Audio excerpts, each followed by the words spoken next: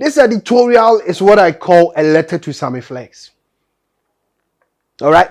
This editorial is what I call a letter to Sammy Flex. I'm basically here putting this editorial in line with, a content he posted where he named it as Dirty Revelations or Dirty Revelations in the Nigerian music industry.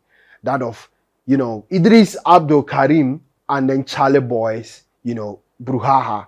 All right. And if you've watched this channel, I have basically not spoken about that, ever since it started. All right. Where, Eedris AbdulKareem came out and then expounded on a lot. I have basically not done anything about it. I've not done any editorial about it. Why? Because I understand the context at which Eedris is coming from. And I understand the whole, context surrounding the music industry.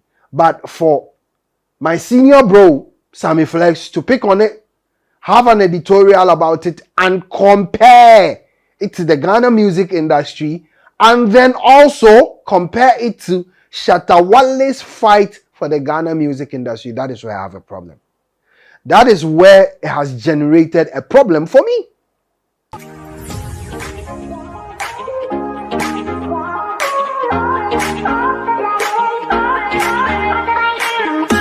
It's another day right here on TJ Studios, and I am here to serve you with spanking new editorials. I am here to stand for the truth. I am here to stay factual all the time. And if you've just joined TJ Studios, yes, I am your commander-in-chief. I am the chief kingpin. You can also refer to me as Emeka Friday, as given to me by my Nigerian people. Okay, what is on the bill today? This editorial is what I call a letter to Sammy Flex. All right? This editorial is what I call a letter to Sammy Flex. I'm basically here putting this editorial in line with, a content he posted where he named it as Dirty Revelations or Dirty Revelations in the Nigerian music industry. That of, Eedris AbdulKareem and then Charlie Boys, Bruhaha. All right. And if you've watched this channel, I have basically not spoken about that, ever since it started. All right. Where, Eedris AbdulKareem came out and then expounded on a lot. I have basically not done anything about it. I've not done any editorial about it. Why? Because I understand the context at which Eedris is coming from, and I understand the whole, context surrounding the music industry. But for my senior bro, Sammy Flex, to pick on it, have an editorial about it, and compare it to the Ghana music industry, and then also compare it to Shatta fight for the Ghana music industry, that is where I have a problem. That is where it has generated a problem for me. With all due respect, you have been in the game for long. Yes, I respect that. But I cannot agree with you when certain, notions are brought to bear like that, whereas I feel it does not hold water. So guys, today we are not going for any quick commercial break. Let's move straight to action because this is a letter. All right? Any letter does not have any break in it. It's just straight to the point. After the introduction, whatever, you go to the main point and the main reason. All right, before we conclude. So let's do the main point of this podcast. And if you agree with me with whatever I'm going to expound on, dilate on, and express on, kindly share your thoughts with me in the comment section. Now, Sammy Flex, your whole, narrative about the Eedris and the Charlie Boy issue does not come to play when you bring on board Shatta fighting for the Ghana music industry. Okay? Eedris AbdulKareem stood up and fought for the whole entirety of the Nigerian music industry to an extent that they are now benefiting and enjoying from it. We all know to that extent. Okay? But on the other hand, why would you even just oppose and then I don't even know how I'm struggling to find words to accommodate what I want to say. Why would you compare the striving and then the kind of fight Eedris AbdulKareem put in place for the Nigerian music industry to build upon it to where they are now to that of Shatta? Shatta is fighting a cause that is personal, and then I feel he's been too emotional about it. What has Shatta Wale been fighting for this industry? Fighting individuals, fighting corporate people, fighting industry players, fighting. The only thing I love about the Shatta Wale rant is when he fights as to how upcoming artists should charge and the amount of money they should charge. That is the only thing. But coming at people, coming at presenters, coming at everybody, insulting Nigerians, everything, you call this a fight for Ghana? No. Is this a fight for Ghana? Guys, let's expound on it. But I want us to watch what Sammy Flex said. Just snippets of it. Okay? When we come back, I'll do an editorial, a deep one. Then we'll go and watch what Eedris AbdulKareem also said. And then we sign out. Okay? Let's do this. So many people be pretending to be okay, but they are not. So many people will be keeping quiet and watching things happen and not being able to voice out. In Ghana, thanks to Shatta Wale, so many Ghanaian artists have been freed from chains. In fact, so many Ghanaian artists have been freed from shackles. They are no more being binded by any chain or shackles anywhere. Some of them, they have been in it. No wonder. Recently, Oboba J. Adofo, the good old Oboba J. Adofo, said on radio that, hey, there is something Shatta Wale is doing right for our music industry. Yes, the good old Oboba J. Adofo said it. That there is something Shatta Wale is doing right for the industry, and he prays that he gets the energy and the strength to continue doing it. Eedris AbdulKareem, in his bid to fight for his people, because the rest were quiet, he was seen as the black sheep. Because the rest were not talking, he was seen as the mad one. Because the rest were all watching, unconcerned, he was seen as the guy who was rushing, the guy with pride, the guy who was disrespectful. But today, he was so happy when he said that, oh, when you come to Nigeria now, many people are enjoying from my sweat. Though they don't even give credits to me, but I don't give a damn about them. He mentioned Burna Boy, the video, Whiskey and Co. He said, yes, today, whatever he did in the past, that he sacrificed himself. He sacrificed his career, because at that time, he said he was heavily affected by that. The whole industry decided to come at him. They banned him, blacklisted him. So his career suffered. His career saw a nosedive. In fact, he ditched. Yes, he was gone. He could not become an AbdulKareem again. Eedris AbdulKareem again. He could not become that again. He could not focus to give hate, because even when he played the song, who is going to amplify the song? Who was going to support him? Who is going to help promote the song? Nobody. You have been blacklisted. You are the black sheep, so you've been blacklisted. Black sheep who has been blacklisted. Yes, that was it. He was talking about how he sacrificed his music career to save the whole Nigerian music industry till now. That those who are benefiting heavily or hugely today. But him, he did not get anything. After watching the video, I became so elated. And I said, this is the story of Ghana's Shatta Wale. Okay, guys, you've watched the video for yourself. This is what Sammy Flex expounded on. And it baffles me to see Sammy, my senior bro, expounding on the fact that Shatta Wale's fight or cause of fighting is for the good of Ghana and then whole entirety of Ghana as such, blah, blah, blah. Shatta Wale is fighting a cause for himself.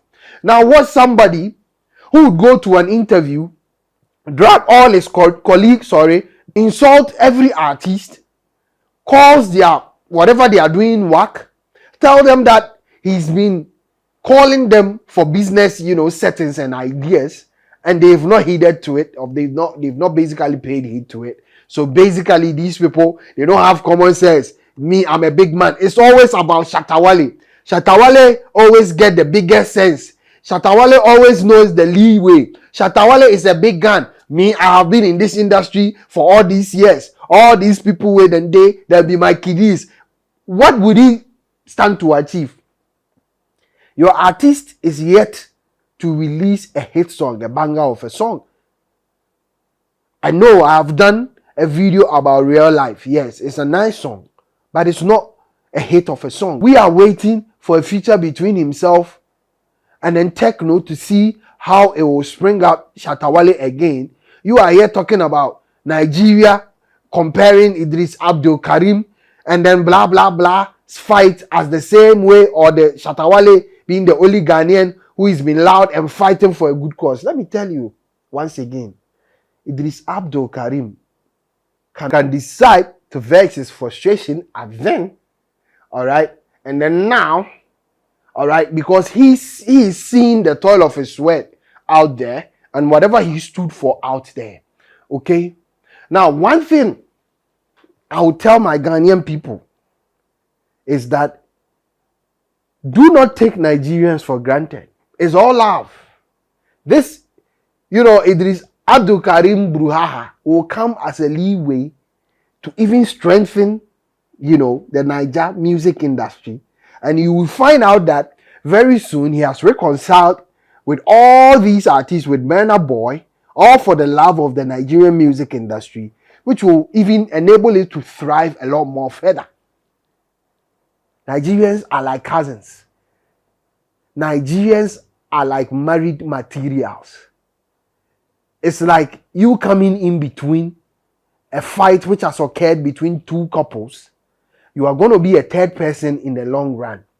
So the better you stick to yourself and then stand aloof and watch them fight, it will be better for you. Now, what I want to underline in that regard, I'm sweating a bit, guys, sorry. In that regard is that they are a whole bunch of a family house.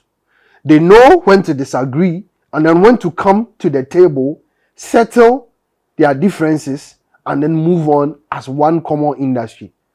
Where on the other hand, yourself and your artist are pushing a personal agenda of their own, and they are calling it, we are fighting for the Ghana music industry. Shatta started on a good note where we all felt he was giving a voice, all right, to the Ghanaian music industry, especially young and coming acts, to know how to charge and then when and how to demand for their rights or their rightful payments. Then it has escalated to him insulting Nigerians, insulting Burna Boy, insulting almost everybody in the Ghana music industry. And Sammy Flex, you call this, as compared to the Eedris AbdulKareem issue, as Shatta fighting for Ghana. This is a clear legend. Eedris AbdulKareem. Forget about all the, negatives that surrounded what he did for Nigeria. Nigerians themselves agree, and then they know that he stood and fought for the Nigerian music industry. So you picking up on it and then equaling it, comparing it to your artist fighting for Ghana, that is where I have the problem. Eedris AbdulKareem will settle his differences with his people. And that is what I know Nigerians to be. This is not an ordinary fight. It was a podcast he was on, yes. Okay? They are a family house. They will settle their differences. They will come together. And then they will grow stronger. Whereas you and your artist will be in Ghana fighting and fighting all over.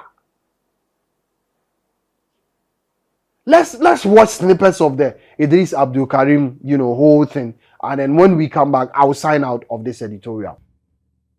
The next day, got to the airport, went to my business class, sat down, waited for 50 cents and the school for 2 hours, 30 minutes. It's the casuals inside plane. Yes, the same artist with the chase with Bulala, all of them don't go economic class, sit down. Then at the hear them, they talk, say, it's who they do. 50 cents will come now, you go chance them. I think I was hearing them, and I know them. So Hey. 50 Cent finally came with his crew, Young Bog, Lloyd Bank, all of them. And it was like, and I walk up to me and I was like, yo, you gotta get the fuck out of that seat, that's 50 Cent seat. I was like, excuse me? We don't speak fuck in Africa. I don't know what fuck is all about. My name is Eedris AbdulKareem. I sold 4.6 million copies in a pirated country. Direct marketing. So what are you talking about? Why don't you sit here and tell me how the American market works? I'm performing alongside with you. Then he went downstairs to meet the organizer. I was watching from the window. Then the organizer was like, so instead of him to tell 50 Cent to tell the organizer, say, okay, make una go remove him now. You know, so 50 Cent and the school wanted to feel like gangsters. So they came back to me and said, yo, we just spoke with the organizer. They said they don't fucking know who you are. Before I know, they don't attack me. So my boys, they economic class next to me. Now they come back, you know, come attack 50 Cent crew. So 50 Cent and the school was like, yo, hold on, he's a gangster. Now jump the plane. Make the hit, they catch everybody. So at that time, who was the P-Man president? Charlie Boy was the P-Man president. So I felt like, okay, if I call Charlie Boy, he go come fight my fight for me by taking the case to the court. And from there, we'll get, you know, good judgment and, you know. So I pick up my phone and called him. This time around, all my two boys, I don't call them, they don't block everywhere. Nobody they go anywhere. Molue don't block everywhere. Imagine say Molue come airport, come park. What do Molue they do for airport? So hold up was everywhere. The next person that called me was Commissioner of Police, Lagos, MD Abubakar, Mohammed Abubakar. Yes, that's You know Frank Uba was the PRO that time. Yes. He said, Eedris, the president just called me now and said that you have kidnapped 50 Cent. I said, what? I said, no, sir. I said, I had a deal with the multinationals. That whatever they give 50 Cent, that's what they'll give me. So I just sat on the business class and 50 Cent and his crew came there to attack me and asked me to get up from the city. Say, Akasamu, Ageremu. Say, stand and fight for your rights. That's Hausa man for you. Then he off the phone. Then when 50, to God be the glory. You can find him online. DJ T, you remember DJ T? DJT, yes. Movie, yes. video. Yes. We should Olamide first video. Yes, and Duro. He was recording everything as they were assaulting me. Okay, guys, so you've seen it. You can clearly see an artist who has Nigeria at heart and then probably expressing what went on then, the whole thing, and then what people don't actually know, which has actually enraged a lot of people because you will never find a perfect industry. But this is an industry that has stood the test of time and become a bigger platform where they are exhibiting, you know, the biggest arena of talents that has never been seen before.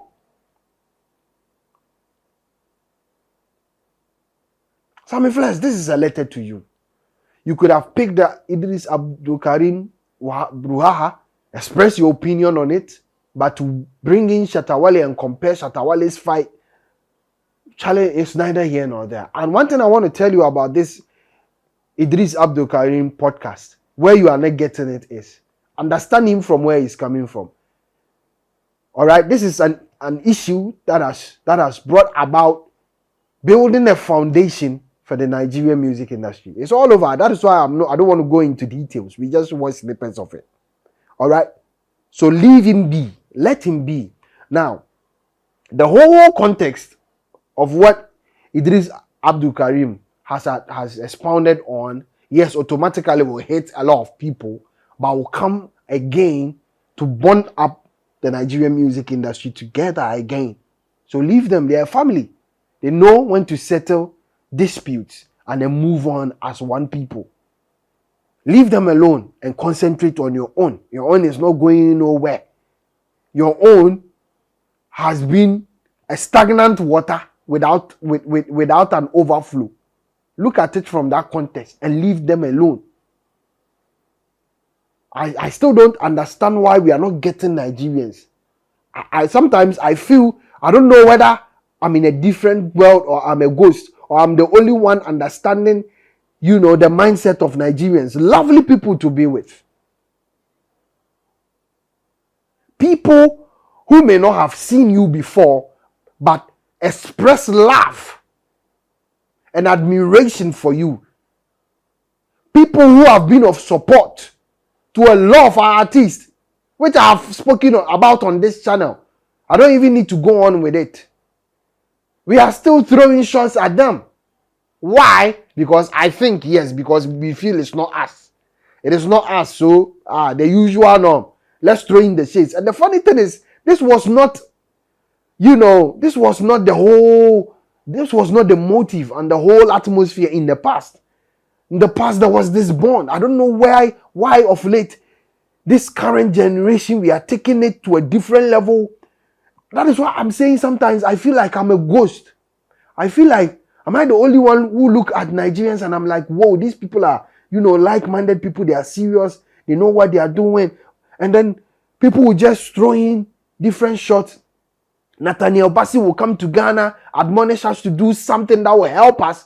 And then, you see people from nowhere throwing in jabs. You just don't get it sometimes. This is a letter to Sammy Flex. And I hope it finds him. I've mailed it. I hope it finds him. Alright? Guys, let's do this. I'm always going to stand for the truth and face the fact on this channel. Alright? I know it has cost me a lot, but I'm still going to stand by it. Alright? It is time to go subscribe to the channel.